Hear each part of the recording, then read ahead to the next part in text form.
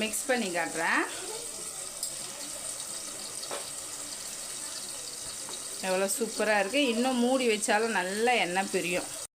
சின்ன lemon size புளி தான் நான் எடுத்து நல்லா தண்ணி விட்டு நல்லா கரைச்சி வச்சுருக்கேன். ஒரு 3 ஸ்பூன் போட்டுக்கிறேன். குழம்புக்கு தேவையான உப்பு வச்சுக்கோங்க. தண்ணி வேணுனாலும் நம்ம சேர்த்துக்கலாம். பாருங்கள், தாளிப்பு வடகம், அப்புறம் ஒரு 5 பல் பூண்டு, பச்சை மிளகாய், கருவேப்பிலை, நம்ம கரைச்சி வச்ச மிளகாத்தூள், உப்பு, புளி தண்ணி மலரட்டும். தக்காளி, வெங்காயம், பூண்டு, கருவேப்பிலை நல்லா சாஃப்டாகிடுச்சு. இப்போ மீன் குழம்பு கொதிச்சு வருது. நம்ம அரைச்ச விழுதை அப்படியே சேர்த்துடலாம். ஏன்னா வதக்கிட்டு தானே அரைச்சிருக்கோம். அப்படியே சேர்த்துருங்க. அப்புறம் காரம் புளிப்பு பார்த்துக்கோங்க. காரம் இல்லைன்னா கொஞ்சம் சேர்த்துக்கோங்க. கொத்தமல்லி போட்டு மிக்ஸ் பண்ணி விட்டுருங்க. இப்போ மீனெல்லாம் சேர்த்துடலாம். இது நல்லா குண்டு சங்கரா.